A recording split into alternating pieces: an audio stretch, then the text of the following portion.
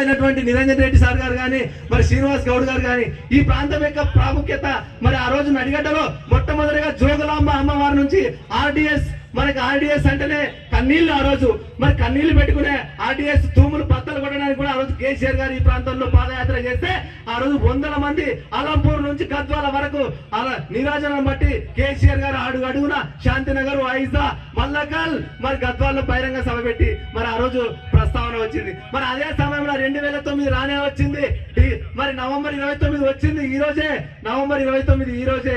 మరి ఆ రోజు కేసీఆర్ గారు ఒకటే నిర్ణయించుకున్నారు, ఇక లాభం లేదురా, మన పిల్లలందరూ వస్తున్నారు, మన విద్యార్థులు వస్తున్నారు, మన Osmania university, Mahatma Gandhi university, Telangana university, Palamuru యూనివర్సిటీలో ఉన్నటువంటి విద్యార్థులు అగ్గాయి మండుతా ఉన్నారు. మన శ్రీకాంతాచారి మరి పెట్రోల్ పోసుకొని ఆనాడు పగ మండుతూ ఉంటే కేసీఆర్ గారు చూడలేక మన విద్యార్థులు చనిపోతే మనం ఎందుకు బతకాలా, మరి తెలంగాణ వచ్చుడు కేసీఆర్ సచ్చుడు అనే నినాదంతో ఆ రోజు 2009 నవంబర్ 29 నాడు మొదటి అడిగేస్తే ఆంధ్ర పోలీసులు దీక్ష స్థలకు పోకుండానే అడ్డుకొని మరి ఆ రోజు అరెస్ట్ చేసి ఖమ్మం జైలు తరలించినారు. మరి ఖమ్మం జైలు తరలించిన తర్వాత రాష్ట్రంలో ఉవ్వెత్తున తెలంగాణ ఉద్యమం స్టార్ట్ అయ్యి సకల జనుల సమ్మె ఇంకా స్టార్ట్ అయింది. మొత్తం ఎక్కడెక్కడే రాష్ట్రంలో అన్ని దిగ్బంధం పెండౌన్ ఎక్కడ ప్రతి ఉద్యోగులు కూడా బంధు, అన్ని బంధు, నిరసన, సకల జనుల సమ్మెలో ప్రతి ఒక్క కులము, ప్రతి ఒక్క మతము, సబ్బండ వర్గాలు, అన్ని వర్గాలు కూడా కలిసి వచ్చి రాష్ట్ర ఆకాంక్ష కోసం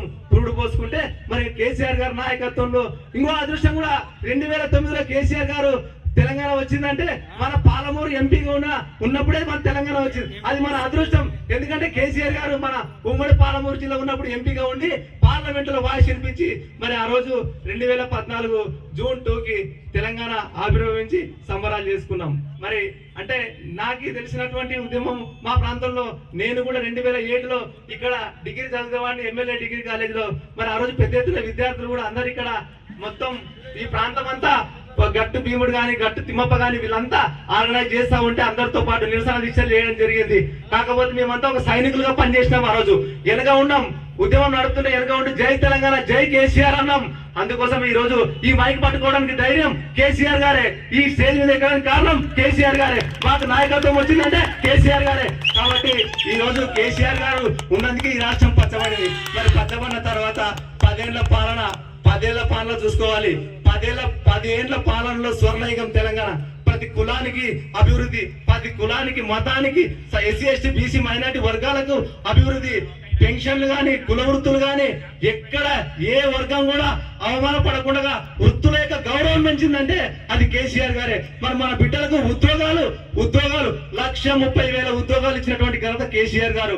మరి కేటీఆర్ గారి నాయకత్వంలో కూడా ఐటీ రంగంలో 15 లక్షల ఉద్యోగాలు తీసుకొచ్చినటువంటి ఘనత కేసీఆర్ గారు.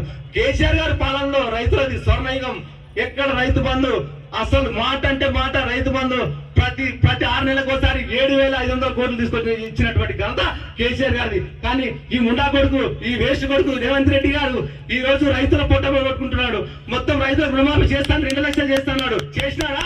ప్రతి ఊర్లో కూడా 20% కూడా చేయలే. అంటే ఊర్లో కొట్టాడ పెట్టిండు. మరి రైతు భరోసా ఇస్తున్నాడు. నవంబర్ 9కి అంటే డిసెంబర్ 9 రోజు మేము వస్తాము, మేము వచ్చిన రోజు మీకు 2 లక్షలు రుణమాఫీ చేస్తామన్నాడు. నవంబర్ 9.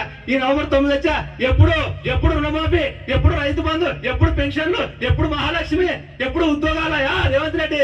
ఇదేనా నువ్వు చేసేది? అంటే ఎన్ని రోజులు అబద్ధాలతో ఈ రోజు రాష్ట్రం నడుపుతున్నావు. కాబట్టి ఈ రాష్ట్రంలో నీవంటే ఎవరికి ఇష్టం లేదు. నీ వల్ల మొత్తం రైతులంతా కన్నీళ్లు పడుతున్నారు, ఉద్యోగాలు కన్నీళ్లు పెడుతున్నారు, విద్యార్థులు కన్నీళ్లు పెడుతున్నారు. విద్యార్థులు చూస్తున్నారా? ఆ రోజు కేసీఆర్ నాయకత్వంలో గురుకులాలు స్వర్ణయుగం. మన బిడ్డ అంటే కులివే బతికేటువంటి మన బిడ్డలు గురుకుల పాఠశాలలో ఒక్కసారి 5వ తరగతి నుంచి జాయిన్ అయితే 10th వరకు కూడా నాణ్యమైన భోజనం, నాణ్యమైన విద్య అందించినటువంటి నాయకుడు కేసీఆర్ గారు. కానీ ఈ రోజు మధ్యాహ్న భోజనంలో ఫుడ్ పాయిజన్ అయి ఇవాళ నారాయణపేట జిల్లా మాగనూరులో విద్యార్థులు 100 మంది విద్యార్థులు ఫుడ్ పాయిజన్ తో హాస్టల్లో చేస్తున్నారు. అదేవిధంగా గిరిజన బిడ్డ వాంకిడి గ్రామంలో గిరిజన బిడ్డ శైలజ అంటే అన్నంలో పురుగులు పడి ఆ రకంగా ఆమె కూడా చనిపోవడం జరిగింది. కాబట్టి ఎక్కడ చూసినా అస్తవ్యస్తం ఈ రాష్ట్రం. అందుకోసమే మనం చేయాల్సిందో ఒకటే, మన జిల్లాలో ఒకటే మళ్ళొకసారి కేసీఆర్ గారి నాయకత్వాన్ని రాష్ట్రంలో తీసుకొచ్చే బాధ్యత మనది. ఎందుకంటే కేసీఆర్ మన ప్రాంతం, మన గులాబీ జెండా మన ప్రాంతం, మన ప్రాంతానికి, మన రాష్ట్రానికి కేసీఆర్ గారి నాయకత్వం, గులాబీ జెండానే శ్రీరామ రక్ష. కాబట్టి ఖచ్చితంగా కూడా మా నడిగడ్డలో ఎవరు పోయినా కూడా ఏం భయపడేది లేదు.